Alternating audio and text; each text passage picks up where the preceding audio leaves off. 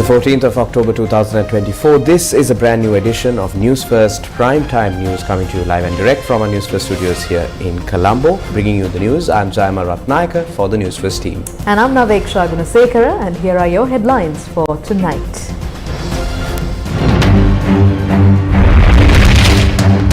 Heavy rain expected in many areas over the next 24 hours.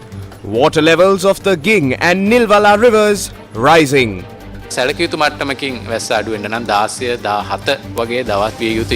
President instructs to provide immediate relief to flood affected people and allocate additional resources if necessary. All schools in Colombo, Gampaha and Kalania zones will remain closed tomorrow. Arjun Aloysius and two others sentenced to 6 months in prison for evading 3.5 billion rupees of VAT. Grade 5 scholarship exam will not be reconducted.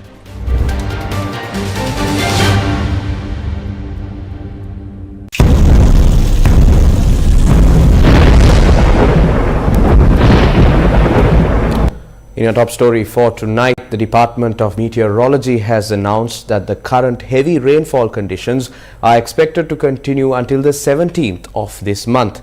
According to the weather forecast, certain areas in the western, Sabaragamuwa, northwestern, southern and northern provinces could experience heavy rainfall exceeding 100 millimeters. The Department of Meteorology has issued a weather advisory for the southern Bay of Bengal, effective for the next 24 hours, warning of heavy rain, strong winds and rough seas. The advisory notes that a low pressure area has formed over the southeastern Bay of Bengal today. According to our forecast, the peak period was expected on the 10th and 11th. We issued 4 advisories and warnings related to this event. Following this, our forecasts and atmospheric observations indicated the intensity of the rain would decrease around the 12th and the 13th. However, we observed increased rainfall yesterday and today, prompting us to update our forecast to conclude the possibility of rainfall exceeding 100 millimeters. We issued a special advisory at 5:30 a.m. today. This situation was not reflected in our earlier data, but we have updated our forecasts accordingly. We expect significant rainfall tonight and tomorrow.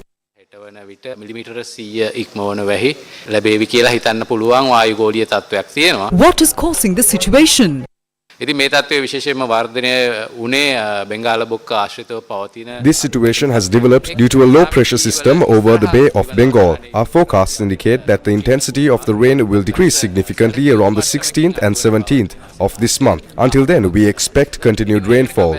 While there may be a slight reduction in rainfall tomorrow and day after, a significant reduction is expected only around on the 16th and 17th.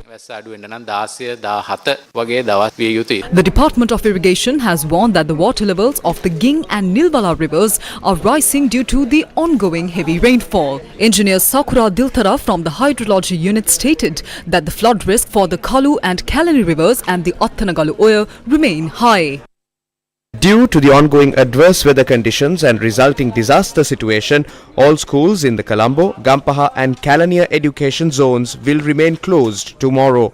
Provincial Chief Secretary Dhammika Wijayasinghe stated that this decision was made in consideration of the current situation.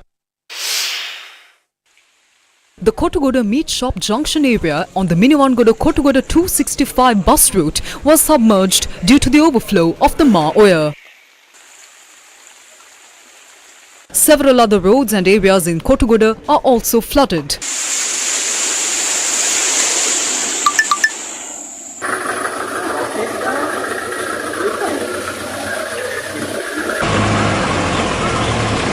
Movement along the Gampaha-Jayala main road was disrupted at the Akaravita area due to the flooding. The Kirindivita, Ambanvita and Makilangamo areas and their surrounding roads have been underwater for about 2 days. As of this morning, the water levels in the Gampaha town have been gradually receding.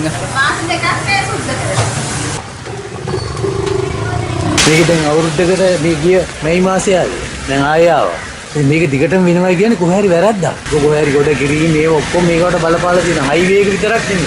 දැන් මේ අවුරුද්දේ මේ දෙවෙනි පාර. කොහේ highway එක අතර ඉවර කරන්න ඕනේ නැත්නම් පාර අයින් කරන්න ඕනේ. යට උනා විතරයි. ලක්ෂ ගානකට බඩුවක් ගියා. කඳුරු අපේ 19 shelters are currently being operated. 1,569 people are housed in those shelters. We began providing cooked meals to those at the shelters and families who are residing in areas that are flooded. Today, Colombo experienced significant disruptions due to heavy rainfall.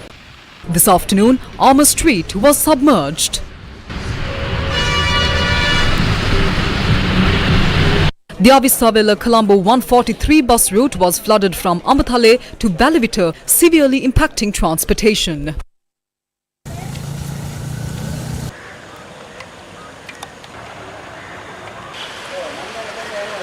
මේකට පළවෙනිම හේතුව තමයි අඹතලේ water board එකේ කොම්පාගාරේ ගාව අපිට දාලා තියෙන දොර කටවල් පොඩි අපේ වතුර බහින්නේ නැහැ. දැන් මේ පෑ දෙකෙන් තුනෙන් බහින වතුර දැන් අතර දවස් දෙකක් වෙනවා.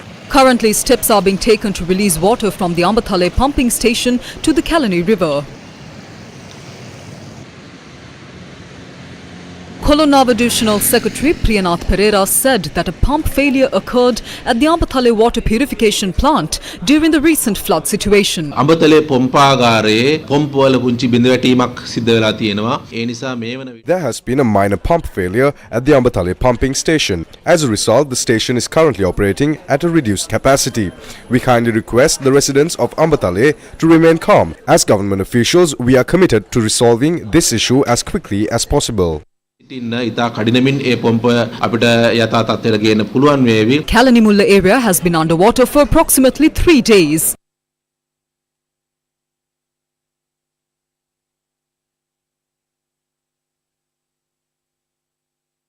Gamage Vatta in Gotatua remains flooded. Belevatta in Ballampitiya has also been submerged for about 3 days. In some areas, the water levels are gradually receding. Sivalivatta in Hangvalla has also been flooded for about 3 days, affecting 60 families. These families are currently sheltered at the Hangvalla Mayadunna Mahavidyalaya.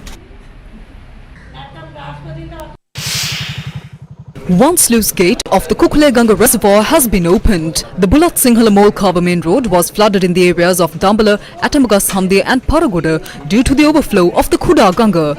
Newsfirst correspondents said that the water levels are receding.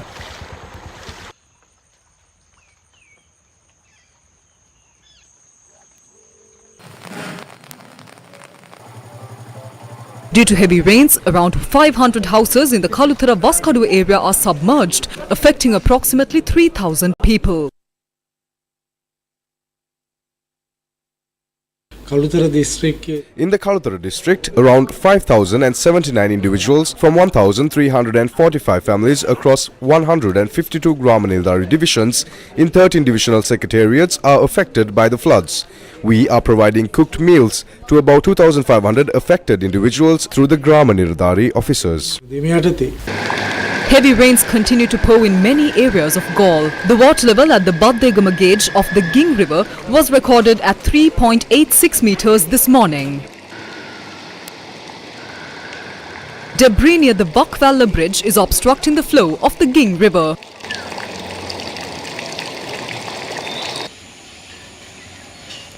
Several houses in Samagibatta in Dangedra, Gaul are flooded due to the overflow of the Moragoda Aller. Residents report that the overgrowth of aquatic plants in the Moragoda Aller is delaying the drainage of water.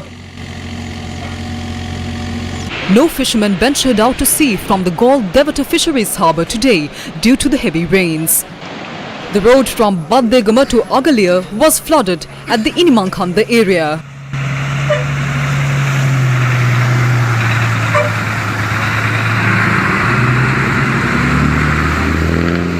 Heavy rains have been pouring in Mathura since this morning. Newsfirst correspondents noted that the water level of the Nilvala river is rising rapidly.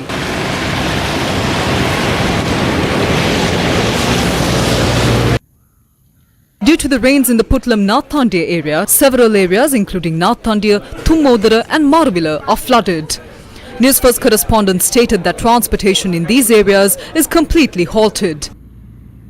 Residents report that improper drainage through the Maravilla Thalvilla areas causes flooding even with minor rainfall.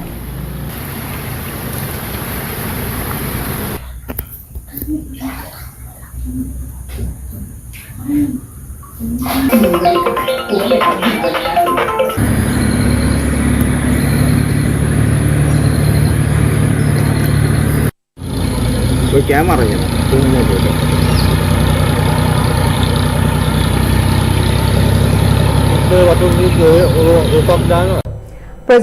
Kumara Dissanayake has stressed on the need of a specific and sustainable plan to manage recurring floods.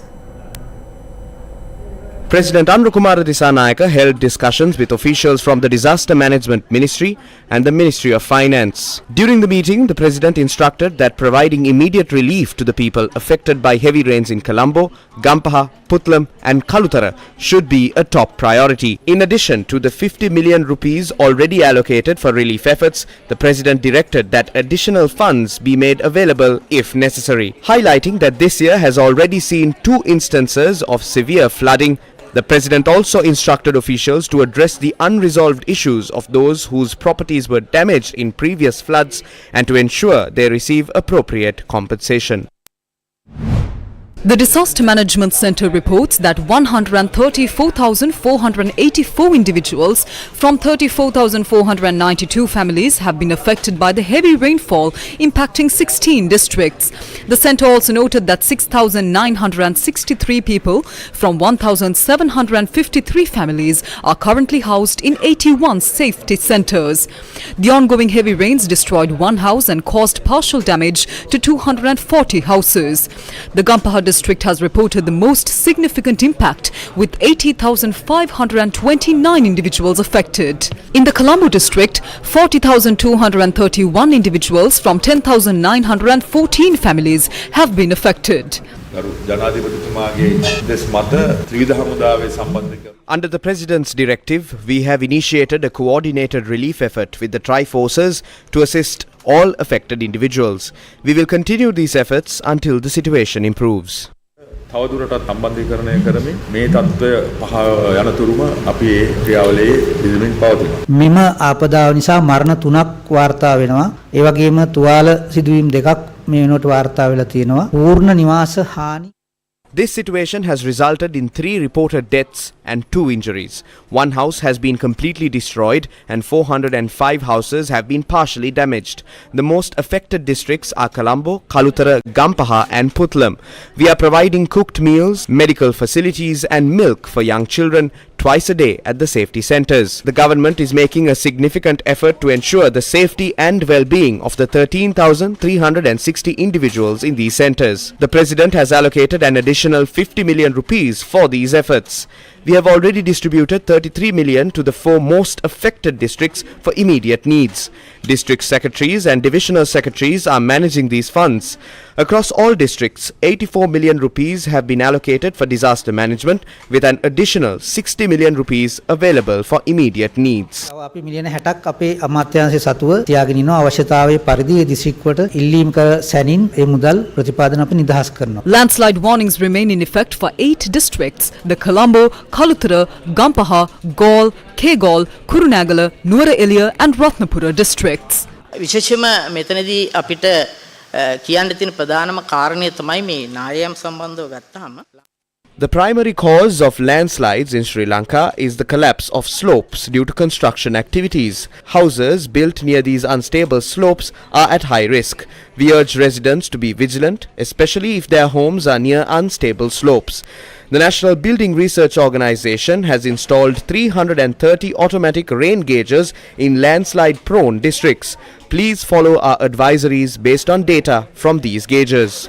මාන 330ක් නායන දිස්ත්‍රික්කවල ස්ථාපිත කරලා තියෙනවා. ඒ ස්වයංක්‍රීය වර්ෂාපතන මානවල දත්ත ආශ්‍රයෙන් නායම් සම්බන්ධ අප නිකුත් කරන නිවේදන වලට සවන් දීලා ඒ අනුව උපදෙස් අනුව ක්‍රියාත්මක වෙන්න. The Tri-Forces are on standby for emergency disaster response. දැනට ශ්‍රී ලංකා යුද හමුදාව විසින් 6500කට වඩා වැඩි පටපිරිස් සංඛ්‍යාවක් අවශ්‍ය ස්ථානවල ස්ථාන.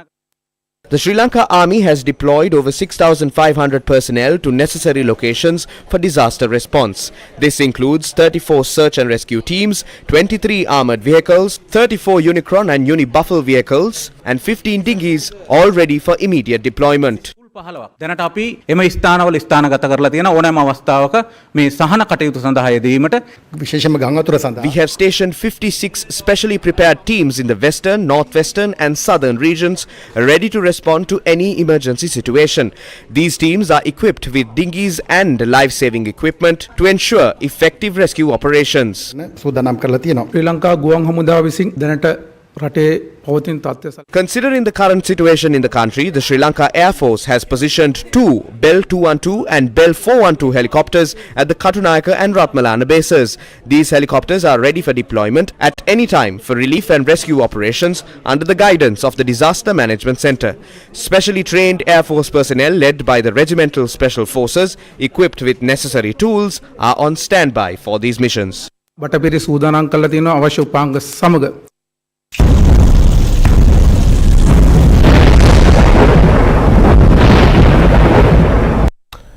WM Mendes and Company director Arjun Aloysius and 2 others were sentenced to 6 months in prison for evading VAT payments amounting to 3.5 billion rupees. Colombo Additional Magistrate Bandara Ilanga Singha sentenced 3 individuals, including Arjun Aloysius, director of WM Mendes and Company, to 6 months in prison for evading VAT payments amounting to 3.5 billion rupees. The case was brought forward by the Commissioner General of Inland Revenue, who sought an order for the defendants to pay the outstanding VAT for the period between 2016 and 2019. Despite a court order issued on the 14th of November last year to pay the due taxes, the defendants failed to comply, leading to today's sentencing. The individuals sentenced are Arjun Aloysius, Anthony Randev Dinendra John and K. Prasanna Kumarasiri de Silva. Previously, warrants were issued for their arrest due to their failure to appear in court. Today, only Arjun Aloysius and Anthony Randev Dinendra John appeared before the court. The magistrate stated that if the defendants did not pay the due taxes by today, a 6-month prison sentence would be imposed. Lawyers representing the convicted individuals informed the magistrate that they had filed a bail application with the High Court around 2:30 p.m. They requested that their clients be released on bail pending the outcome of this application and sought permission to pay the due taxes in installments. However, the magistrate rejected these requests. The following report is a reminder of another grave incident where precious lives were disregarded and allowed to fade away with the sands of time. Do you remember the LP gas cylinder explosions that happened some time ago? Today we reflect on what happened to the country as a result of these events.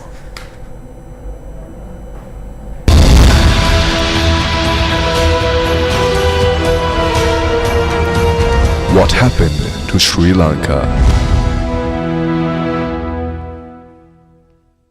LP gas is primarily used for cooking 3 meals a day, making it essential for preparing the food we need to live. Do you remember the LP gas shortages that emerged before the severe economic crisis of 2022, which led to long queues for cooking gas? Alongside these shortages, another issue came to light: LP gas cylinder explosions. The first incident was reported in April 2021, and from then until February 2022, there were continuous reports of LP gas cylinder explosions. Newsfirst reported 7 deaths and over 100 injuries related to these incidents. According to complaints filed, the death toll might be as high as 13, with between 400 to 600 people injured, some permanently disabled. What exactly happened? In Sri Lanka, LP gas is supplied by 2 companies, one state-owned and one private. In April 2021, the state-owned company introduced an 18-litre cylinder to the market, replacing the 12.5 kilogram domestic cylinder. Experts pointed out that the new 18-litre cylinder contained 3 kilograms less gas than the 12.5 kilogram cylinder. Following this change, LP gas shortages and LP gas cylinder explosions began to be reported more frequently. Most of the victims were women cooking for their families. At the time, officials and ministers centres responsible for the issue made various statements attributing the explosions to problems with gas regulators, leaks or other equipment. They claimed that such incidents were generally reported but had recently increased in frequency. However, the public demanded immediate investigations into those recurring incidents. On the 12th of August 2021, Tushan Gunawardana, the then Executive Director of the Consumer Affairs Authority, revealed the real situation on the Mawatha program. Until now, the gas composition has been 20% propane and 80% butane. The value is in butane, not propane. This composition has been consistent. However, the introduction of the 18-litre cylinder changed this ratio to 50% butane and 50% propane. Additionally, the amount of gas in the cylinder was reduced by approximately 3 kilograms. As a result, what used to take about half an hour to cook now takes around 40 minutes.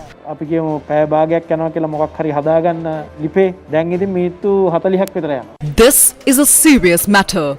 The LP gas cylinders we use at home contain a mixture of propane and butane. Propane is more commonly used in colder countries. When the propane content is increased, the pressure in the cylinder also increases. Our appliances are designed to handle the pressure from a mixture of 20% propane and 80% butane. Another important point is that we detect gas leaks by their smell. Ethyl mercaptan is added to the gas to give it a detectable odor. During the period when these issues arose, there were allegations that the gas did not have this odor, possibly because ethyl mercaptan was not added. As the situation worsened and LP gas shortages became a problem, the authorities proposed an unusual solution. In June 2021, they suggested creating a new public-private partnership company to supply gas. This proposal was criticized as an attempt to benefit certain individuals. Due to public opposition, the proposal was shelved, but lives were lost in the meantime. Following Tushan Gunawardana's revelations, a committee appointed by the then president confirmed these findings. Professor Shantha Valpula chaired this committee. පැහැදිලිව identify කරා තාහුණා ගත්තා. අනිත් කිසි දෙයක් වෙනස් වෙලා තිබ්බේ නැහැ. ඒතර වෙනස් වුණු මූලික දේ තමයි මේ සිලින්ඩරේ තුන ගෑස්. සංයුතිය යම් ඉහළ යාමක් සිදු වෙලා තියෙනවා. After the crisis intensified, a new chairman was appointed, who also confirmed the committee's findings. The special investigative committees from the security sector thoroughly examined this matter. I acknowledged that the gas composition was changed. I also stated from the very beginning that the 18-litre cylinder had been altered. The reason for this change was precisely what I mentioned initially. Despite committee reports, investigations and even changes in the government, justice has not yet been served for those who lost their lives or were injured. Why was the LP gas composition changed at the time? Did someone benefit from reducing the gas content by 3 kilograms per cylinder? Did anyone profit by altering the propane and butane mix? These questions need answers. Complaints have been filed not only with the CID and Special Investigation Units, but also with the Human Rights Commission. Some have taken the matter to court. Investigating these crimes committed with disregard for human life and ensuring justice is served is the public's expectation. The power of the people. Commissioner General of Examinations Amit Jayasundara confirmed today that the 2024 Grade 5 scholarship exam will not be reconducted and that free marks will be awarded for the 3 questions that were leaked prior to the examination. He made this statement at a media briefing held in Colombo today. We decided that the most viable solution to the issue concerning the leak of the questions prior to the examination is for free marks to be rewarded to all candidates for those 3 questions, whether they provided an answer or not, and proceed with the evaluation activities. The committee's unanimous decision was that the scholarship exam should not be reconducted.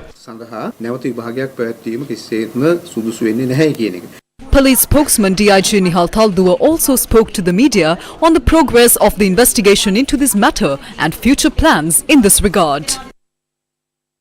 අපි අවස්ථාවක් දුන්නා දෙමාපියන්ට. We gave an opportunity for all parents and citizens of the country to notify us if they knew anything about the leak of these questions, or if any more questions apart from the 3 confirmed have been leaked. However, we only received information from a few police jurisdictions. The CID had received complaints from the Monaragala, Kandy, Mathale and Anuradhapura police jurisdictions. When probing these complaints, we realized that the information we received concerned the same problem we are dealing with. We have not received any new information in this regard.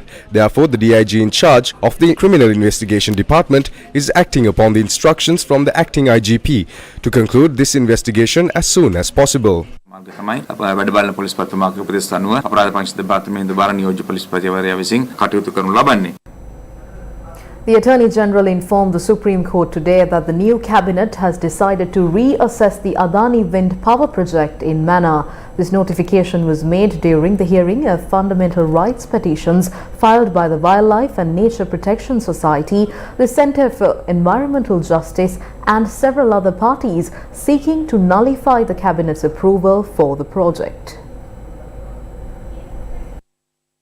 The petitions seeking to nullify the cabinet's approval for the Adani wind power project in Mannar were heard before a 5-judge bench comprising Justices S. Thurairaja, A.H.M.D. Nawaz, Shiran Gunaratna, Achala Vengapuli and Mahinda Samayavardhana. Deputy Solicitor General Dr. Avanti Pereira, representing the Cabinet Secretary, the Minister of Energy and the Attorney General, stated that the new cabinet has decided to reassess the proposed wind power project on the 7th of November. She further informed the court that the reassessment would consider the terms of the agreement between the Sri Lankan government and India's Adani Group, as well as the concerns raised in the petitions. Dr. Pereira requested the court to grant a future date for the final decision by the new cabinet, which will be established after the upcoming general election. She assured the court that the current status with regard to the project would remain unchanged until the new cabinet makes its final decision. The petitioners' lawyers, agreeing with this approach, requested permission to amend the petitions to include the members of the new cabinet as respondents, given the changes in the responsible parties. The court granted this request and ordered that any observations or decisions by the government regarding the project be submitted by the 31st of January. Kanni Vinniraja, the Assistant Secretary General of the United Nations, met with President Anurukumara Dissanayake this morning at the President's office. Kanni Vignaraja, the Assistant Secretary General of the United Nations, presented the report on understanding multidimensional vulnerabilities impact on the people of Sri Lanka to President Anurukumara Dissanayake. Based on the findings of this report, the United Nations Development Programme or UNDP assured its support for Sri Lanka's development efforts. A key point of discussion was the low level of women's participation in the economy. The UNDP noted that rural women face significant challenges in financial literacy, limiting their involvement in economic activities. The farming sector in particular suffers from poor economic literacy, resulting in underrepresentation in the national economy. The UNDP expressed willingness to assist with digitalization programs, highlighting it as a critical tool to minimize corruption. Discussing Sri Lanka's low agricultural productivity compared to other Asian nations, President Dissanayake explained that many farmers have small plots of land and do not view farming as their primary source of income.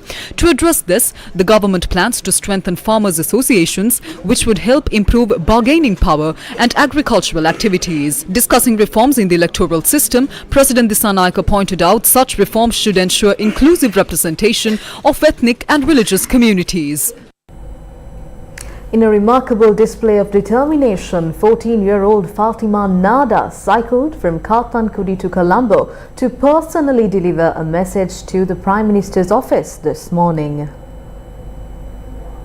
Fatima NADA, a 14-year-old student who cycled to Colombo from Kathankudi, handed over a message to Prime Minister Dr. Harini Amarasuriya at the Prime Minister's office this morning. She handed over this message requesting to take immediate action against the drug menace that has affected children and youth and to prevent child abuse.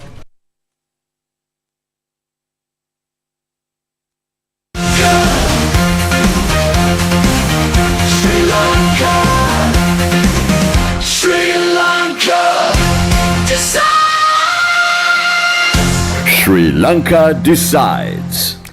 Political parties have once again begun their election campaigns with members from opposing sides exchanging accusations. Today, members of the Samagi Jana Balavegaya expressed their views on the issues that have arisen within the party.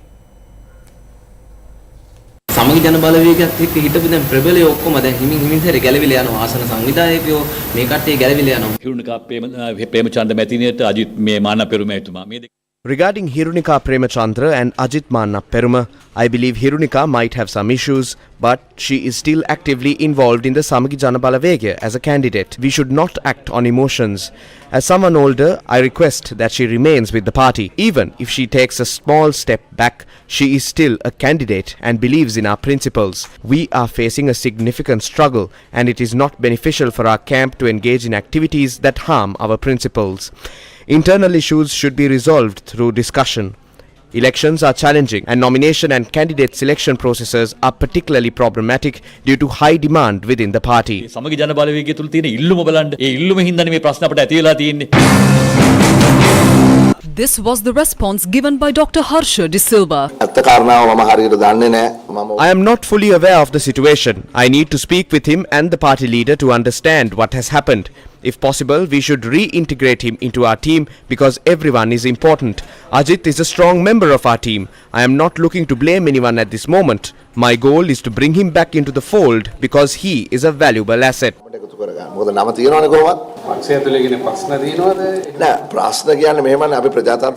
No, not really. In a democratic party, individuals have the opportunity to speak and ask questions. It is unrealistic to expect everything to be 100% successful all the time. Every political party faces some internal conflicts, especially during election periods. Nomination issues are common. Leader of the Sarvajana Balaya Sandhana, Dilip Jayavira, says that Sajid Premadasa should step down from his position in the opposition. Sajid Premadasa has held the title of opposition leader for a long time. I believe it is time for him to step down. I think this is an opinion that is becoming popular within his own party. We hope he will lead a happy life after retiring. සුබපතන්නට ඕන ඒ විශ්‍රාම දෙවිය හොඳින් ගත කරන්නට පුළුවන් වේවා කියලා. ඒ කියන්නේ නියත විපක්ෂ නායකතුමා ඔබතුමාද? නෑ නියත විපක්ෂ නායක හෝ එසේ This is not about me becoming or not becoming opposition leader.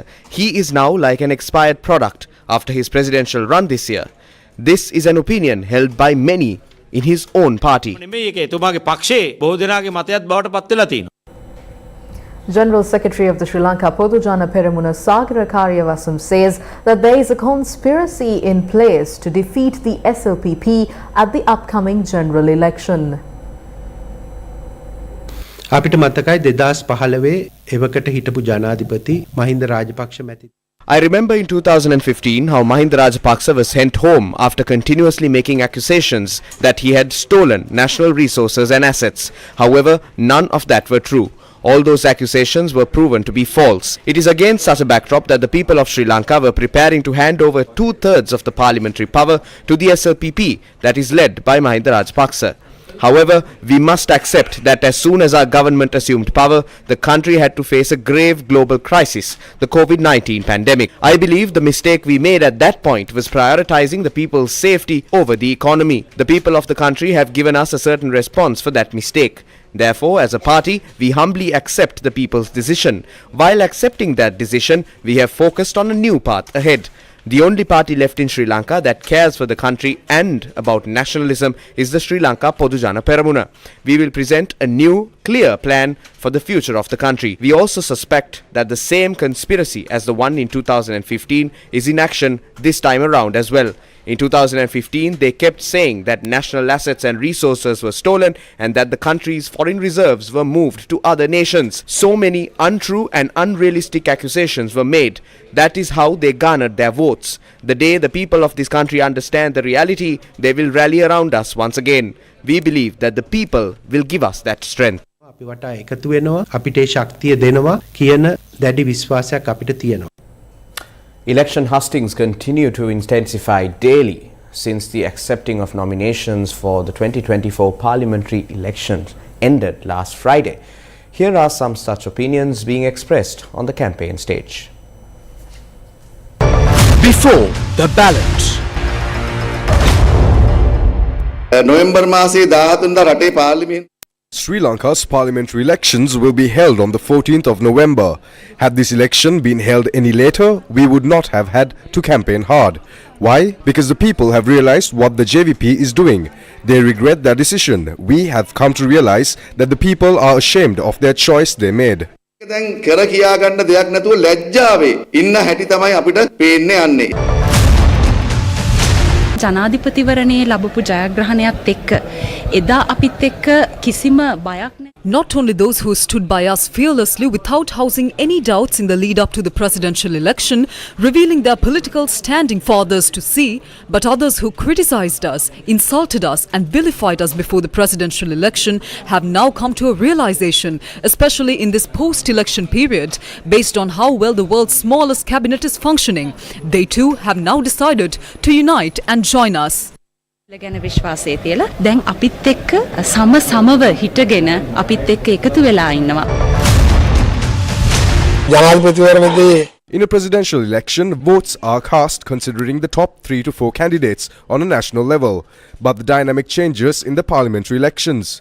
Votes are cast largely based on the popularity of a certain character and how much they have served the government. If there are more opposition seats, they might show an interest in establishing a government of their own. නියත වශයෙන්ම මෙතෙක් රට විනාශ කරපු දේශ We will create a movement to eliminate all political camps that destroyed our nation till now. The role of an MP or minister will no longer be above the ground, on balconies. We will bring it down to the earth. Our exercise is to remove the political culture of allowing thieves, thugs and opportunists to engage in politics. කරන්න ඉඩ නොතබා ඔවුන්ගේ දේශපාලන සංස්කෘතිය පරාද කිරීම සඳහා තමයි අපේ මේ උත්සාහය වෑයම. The people put an end to the back and forth culture of establishing governments between two political camps. It was the same when considering the opposition too. Those in the government at one time are moved to the opposition, while others in the opposition sit in the government at another time. But that too needs to end. To end that, we need to fill the opposition with a new group by removing the faces who have sat on the other side of the government and the opposition from time to time. ජනාධිපතිවරණයෙන් වෙච්ච සමහර අඩුපාඩුකම් වැරදි. The people are starting to see their hopes and dreams fade away in front of their eyes by voting for the NPP. The people are rallying behind us for the general election. Wherever we go, our election campaign is being conducted to win a majority of seats at the general election. ව්‍යාපාරයක් දේශපාලන ව්‍යාපාරයක් මැතිවරණ ව්‍යාපාරයක් කරගෙන යනවා. රනිල් වික්‍රමසිංහ මැතිතුමා ගෙන ගිහිපු වැඩපිළිවෙල තමයි We must emphasize that Ranil Wickremesinghe's plan is what is being implemented. If we spin a wheel and remove our hand, it will continue to spin. Similarly, what Ranil Wickremesinghe started is being carried out. අද මේ දක්වා ඉදිරියට යන්නේ කියන එක ඔබ සෑම සියලු දෙනාටම මතක් කරන්න ඕනේ. Before the ballot. Newsfirst with the people. Sri Lanka has decided to apply for the membership of the BRICS and the New Development Bank. The announcement was made by Vijitha Herath, Minister of Foreign Affairs, at the interaction with the Colombo-based diplomatic corps at the Ministry of Foreign Affairs earlier today. Sri Lanka has decided to apply for the membership of BRICS and the New Development Bank. Vijitha Herath, Minister of Foreign Affairs, said that both he and the President are unable to attend the Outreach BRICS Summit to be held in Kazan, Russian Federation from the 23rd to the 24th of October 2024 due to the upcoming elections. Secretary of Foreign Affairs will represent Sri Lanka and place on record Sri Lanka's request for membership. The Foreign Minister said he already addressed letters to his counterparts in the BRICS member states seeking support. He said that Sri Lanka considers BRICS to be an effective partnership to realize aspiration for mutually beneficial cooperation, peace and development through strengthened and inclusive multilateralism within the framework of the UN Charter. In 2006, Brazil, Russia, India and China created the BRIC group. South Africa joined in 2010, making it BRICS. The group was designed to bring together the world's most important developing countries to challenge the political and economic power of the wealthier nations of North America and Western Europe.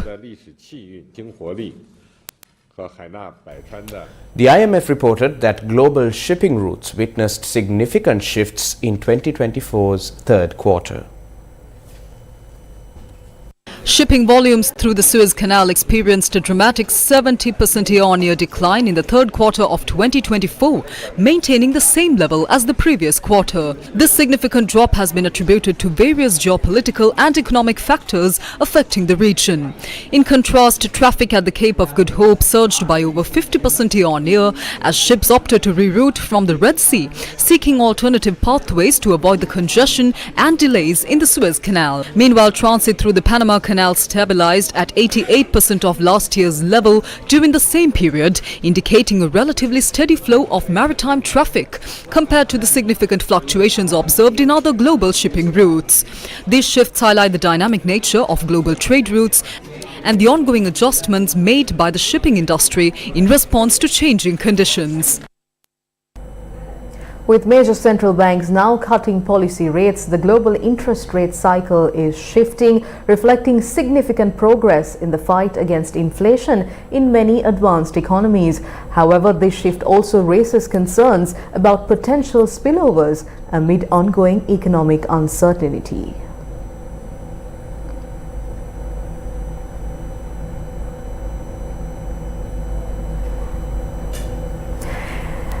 In more local news, Avia Next Gen 24, an aviation-themed art competition was launched today. The All-Island School Aviators Association, a leading organization dedicated to fostering a passion for aviation among students across Sri Lanka, held the installation ceremony for the year 2024-2025.